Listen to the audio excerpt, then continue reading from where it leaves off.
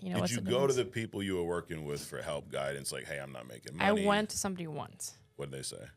They said, don't do that. So don't do what? Insurance broker. Okay. Oh, so you asked somebody there about being a broker, and they said don't. Don't. Why? What was their reason? None. It was just like the things that already happened in that company, Yeah. but they just made it worse. Got it. And so after that, I was like, I'm not telling anybody, Yeah. but this is what I'm doing. Yeah. I was determined to just do it. Like I wasn't, when I was asking the person, I wasn't asking them for like advice on whether I should do it. Mm-hmm. It was just more curiosity. Like, like, does anybody else know that this exists? Right. You know? And then When, after when you're that- at a place like that, they make you think that what they have is the only thing out there. Yeah. Right. Like we started at another company before this. It wasn't captive, but we had low comp. We had charged for everything. There were fees for everything. And anytime we'd ask anything, they would just say, that's how it is. That's how it works. There's nothing else out there. This is the highest comp. And then kind of like what you did, we started calling around. We're like, wait a minute.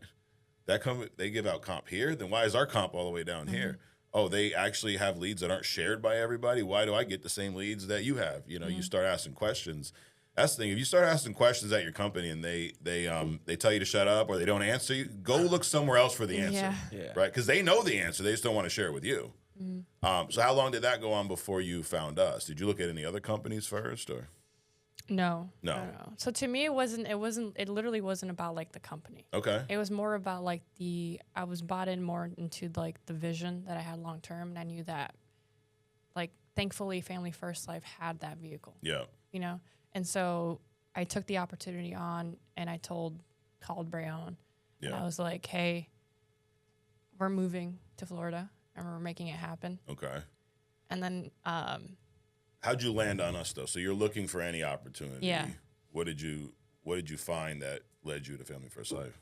So I spoke to somebody in Family First Life, Okay. got their input on it, and I also did more research on it as well. Yeah. I saw it. It is like one of like the highest like paying IMOs, and so I was like, okay, obviously logically it makes the most sense. So did you like, just like your other company, did you find an ad or something online or you searched for like high comp leads and found us or?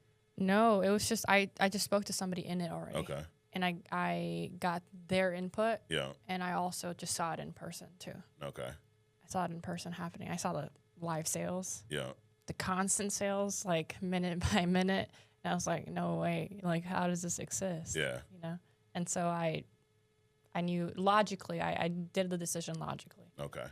And you didn't have leads over there. You saw was that something you were looking for specifically, leads, or is that just, something you found with us? No, it wasn't. It was more about like, I knew I had more potential. Yeah. And I knew that I also wasn't like, I had somebody else dependent on me as well. Mm-hmm. So I knew that if they were in this opportunity, could make that, if I saw other people making that many sales, this Breon could have the exact same opportunity to make that many sales. So how'd you end up in Florida? I just flew. I flew down. Who'd you talk to, Jay? There was somebody else Okay. in the agency Got it. with Jay, and we flew down, and that's just what we did, like for 9 months straight Yeah. in Florida. Now, it's to you, it seems like nothing, but that's a big deal. You're in your early 20s, and have you ever traveled outside of this? Mm-mm. So, but prior to going to Florida, what's the furthest you've gone outside of where you've grown up? Probably like Chicago. Okay, so like the Yeah. next couple of times. So, Like 45 minutes away. so you on a whim, just like, yeah, I'll go to Florida. Like, did they ask you? Did you ask to go? How did you end up going? Like, just hopping on a plane, going from Chicago to Florida? Well, the thing is, like, I already felt like people that did things in like this world took on risks like that. Okay. And I knew that I wasn't going to give up, Yeah. and I wasn't going to quit.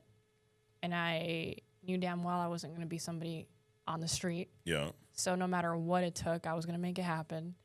And when we flew down to Florida, we were sleeping on like air mattresses, like months straight. We didn't have Yeah. a car, we didn't have a house. We were just sleeping with our like in our mentor's like floor, just making things happen. And you went by yourself first, or you brought Breon with you? I went by myself first, Okay. and then I also told Breon I'm flying back, getting my stuff, and then that's it. Okay. And did you know that she went down there in the beginning, or? Yeah, she was gonna give me a heads up that like, hey, I'm gonna go check it out. I wasn't expecting like, hey, I'm moving out here for like 6 to 8 months. You coming with me? Yeah. But and what were you thinking at this point? Because you were with her at the other company. No, she made 3 sales. Did you make any sales there? I made one sale. You made one. It was like a $1,300 sale. I only got paid like $350 from it. Okay. So then I was like, I mean, yeah, we can take that risk. Okay. So she called me up. It was like 10 p.m. and then just FaceTimed me, and she was just explaining to me how, hey, these people are making this much money. Yeah. There's sales like every other 5 minutes. And I was like, that was kind of like mind-boggling because we were getting threatened to get kicked out of the office. Yeah. If we didn't meet like a 5K goal, daily goal. And we weren't even hitting that back there. So I was like, yeah, I mean, no one else is making money here. So might as well just fly out there, see what it's about. Yeah. I mean, worst case scenario. I feel like what I got to lose. Yeah.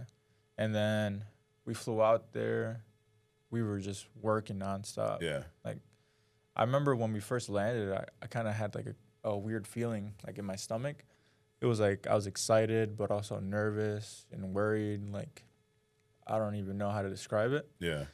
But every day we were just relentless, like going in there, being the last ones to leave, making all the mistakes you got to make to be able to progress. Yeah. As a producer at the start, because we had no agency at the start. Like, we weren't recruiting. We were just trying to make money. We had nothing. Like, once I had, I always tell everyone this, like, once I had negative $10 in her checking account, Yeah. and I had $20 in my checking account. So I sent her $10 so that way it was even.